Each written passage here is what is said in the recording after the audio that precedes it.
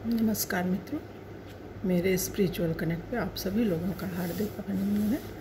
आज मैं आप लोगों को शिव महिमा में छठे अध्याय के बारे में, शिव महापुराण को कैसे सुनना चाहिए, उसके सुनने की विधि क्या है। शिव महापुराण महात्म्य में शिव पुराण कैसे सुने कि हमें सुख शांति की प्राप्ति हो और हम सरल बने, तो उसके बारे में बताने वाली हूँ मित्रों। तो उसको ध्यान से सुनिए। चलिए शुरू करते हैं। श्रवण विधि क्या हो सकती है। शौनक ऋषि बोले, हे सूत जी, आप परम शैवी हैं। शैवी माने शैव भगवान शंकर भगवान को मानने वाले हैं, इसलिए कृपा कर शिव पुराण के श्रवण की विधि भी कहिए, जिससे श्रोतागण संपूर्ण फल को प्राप्त कर सकें। श्री सूत जी बोले, हे शौनक जी, आप संपूर्ण फल की प्राप्ति के लिए शिव पुराण के श्रवण की विधि सुनिए।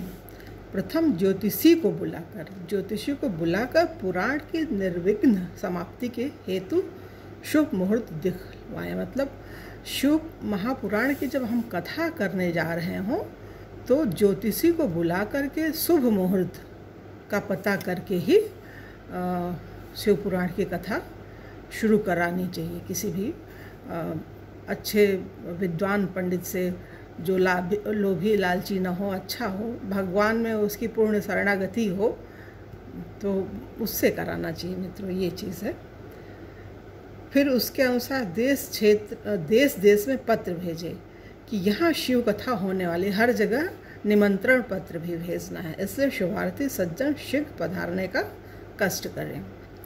शिव तथा कीर्तन के प्रेमी सज्जनों को दूर दूर से भी आदर पूर्वक बुलाना चाहिए। बहुत दूर देश से, जैसे एक देश में हो रहा है दूसरे देश के, किसी राज्य में हो रहा है दूसरे राज्य से, और पूरे मन से उसमें निमंत्रण पत्र भेजना चाहिए। शिवालय, तीर्थ, वन अथवा घर में ही शिव पुराण के श्रवण का उत्तम स्थल बनवाएं।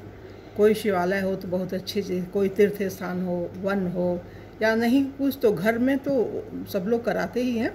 शिव पुराण के श्रवण का उत्तम स्थल बनाएं। पृथ्वी को गोबर से लीप कर शुद्ध कर लें और घर की फालतू चीज़ों को वहाँ से हटा दें।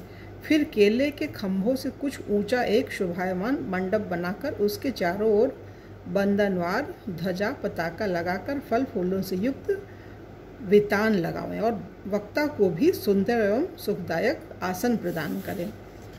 श्रोताओं के बैठने के लिए भी उत्तम प्रबंध करें। जो श्रोतागण आते हैं उनकी भी उत्तम व्यवस्था होनी चाहिए, क्योंकि वो जब सुनते हैं ना मित्रों, तो उनका कुछ अंश जो वो होता है, जो कथा कराने वाला यजमान होता है, उसको मिलता है। तो इसलिए उनकी बहुत उत्तम व्यवस्था होनी चाहिए। उनके आशीर्वाद को लेना है तो उनके बैठने की, उठने की, बीच में अगर पानी वानी किसी चीज़ की सुविधा हो तो उसका पूर्ण ध्यान रखना चाहिए। श्रोताओं के बैठने के लिए भी उत्तम प्रबंध करें। विवाहोत्सव की भांति, जैसे हम लोग अपने बच्चों की शादी वादी करते हैं, लड़के लड़की किसी की भी करते हैं, तो उस ढंग की व्यवस्था इसमें होनी चाहिए। भगवान की कथा के कराने से पूर्व उस तरह का प्रबंध होना चाहिए। उत्तर की ओर मुख करके वक्ता और पूर्व की ओर मुख करके प्रमुख श्रोता को बैठना चाहिए। जो करा रहे कथा प्रमुख श्रोता है, उनका मुंह जो है पूर्व की ओर, उत्तर की ओर मुख करके वक्ता, जो कथा बोल रहे हैं उनका मुंह उत्तर की ओर होना चाहिए, और जो कथा सुन रहे हैं उनका पूरब की ओर। वक्ता की ओर श्रोताओं के मुख होने चाहिए। जब पौराणिक ब्राह्मण व्यास आसन पर बैठे तो कथा प्रसंग की समाप्ति तक किसी के आगे नमस्कार न करें। जो कथा के वक्ता होते हैं, व्यासपीठ पे बैठते हैं, तो वो सर्वश्रेष्ठ होते हैं, उन्हें किसी के आगे प्रणाम नहीं करना है, सर नहीं झुकाना है, ये चीज़ है। क्योंकि वह बालक, युवा, वृद्ध, दरिद्री अथवा दुर्बल पुराणज्ञ पुण्यात्माओं से सदा वंदनीय है। वो बहुत ही वंदनीय होते हैं, इसलिए उनको नहीं करना चाहिए किसी के आगे प्रणाम। जन्म से एवं गुण से तो कोई गुरु होते हैं, परंतु गुण ज्ञाता परम गुरु हैं। पुराण यज्ञ से बढ़कर और कौन गुरु हो सकता है। जो करोड़ों जन्मों में कष्ट उठाते हुए मनुष्यों को मुक्ति दिलाता है।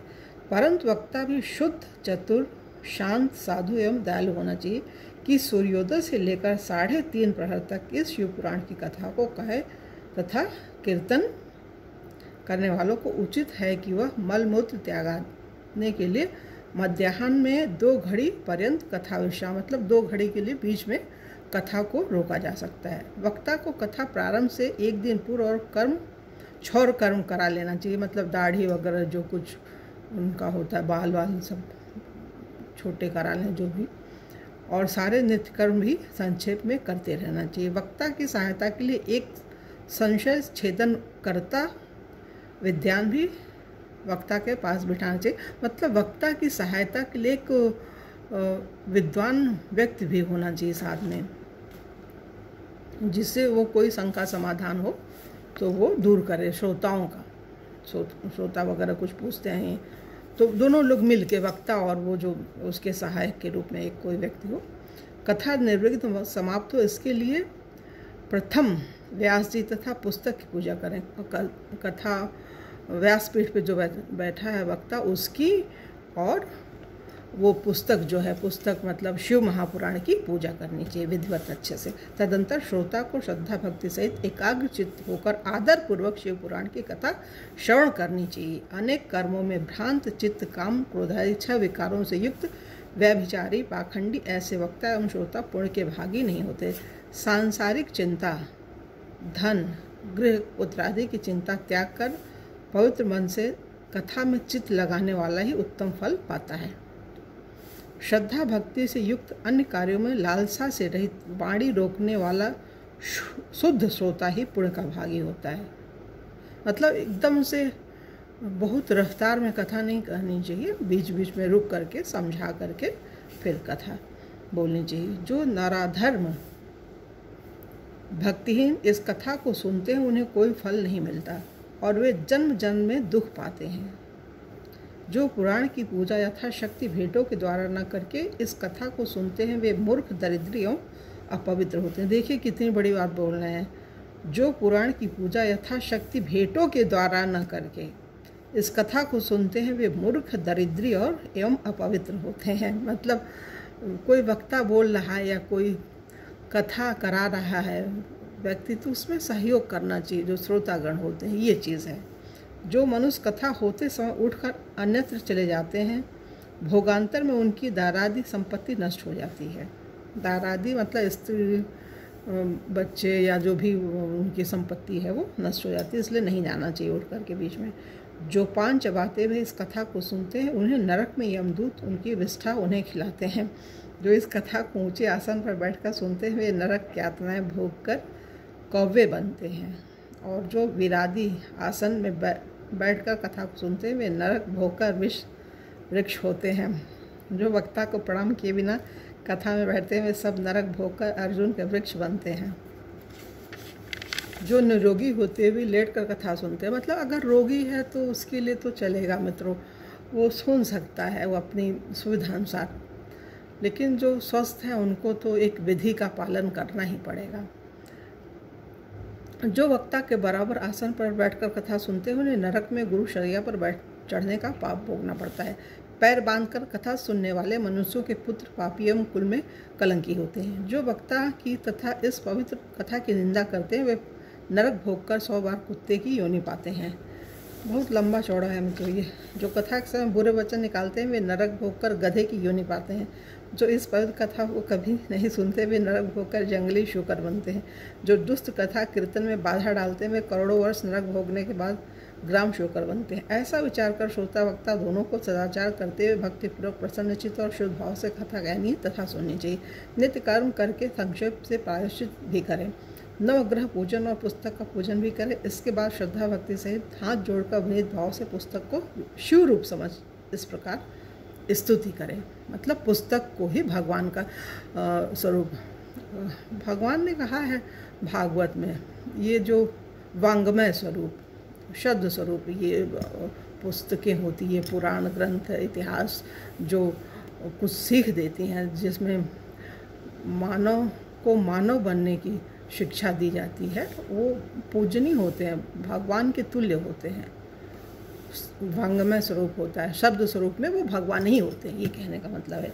हे शिव पुराण देव, आप साक्षात महेश्वर हो, पूजा ऐसे करनी है। देखिए ये चीज़ बोलना है, हे शिव पुराण देव, आप साक्षात महेश्वर हो, प्रत्यक्ष हो, श्रवणों के लिए सुखदायक हो, अतः आप मुझ पर प्रसन्न हो। मेरा यह संपूर्ण कथा श्रवण करने का मनोरथ आपको ही सफल करना है। हे शिव, मैं आपका दास हूँ और भवसागर में निमग्न हूँ, कर्म रूप ग्रहों से पकड़ा गया दीन हूँ, अतः मेरा उद्धार करो। इस प्रकार शिव पुराण को साक्षात शिव जानकर स्तुति करें। व्यास जी की पूजा करें। शिव पूजन की भांति ही पुष्प, वस्त्राभूषण, धूप, दीप, नैवेद्य आदि से वक्ता का भी पूजन करें। फिर हाथ जोड़कर वक्ता से निवेदन करें कि हे भगवान, आप शिव शास्त्र विशारद श्री व्यास रूप हो, अतः आप शिव कथा के प्रकाश से मेरे अज्ञान रूपी अंधकार को नष्ट कीजिए। सुपंचाण मंत्र के लिए 5 ब्राह्मणों का वर्ण करें, जो कि शिव पंचाक्षर मंत्र को भक्ति सहित जपते रहें। हे शौनक, यह मैंने कथा के श्रवण की विधि श्रोता, वक्ता आदि भक्तों के लक्षणों सहित वर्णन की है। अब तुम क्या सुनना चाहते हो? तो ये मित्रों, ये अगले 7वें अध्याय में होएगा। शिव महिमा की जो व्याख्या की है सूत जी ने अपने मुंह से, तो वो अगले 7वें अध्याय में। लिखा तो भगवान भोले नहीं है, उस कथा की रचना शिव महापुराण की उन्होंने की है, तो शौनक आदि ऋषियों को सूत जी सुना रहे हैं। तो ये जो महिमा है 7वें अध्याय की, ये कल सुनाने वाले हैं मित्रों आप लोगों को। तो तब तक के लिए जय हिंद, जय भारत, ओम शांति, ओम शांति, ओम शांति।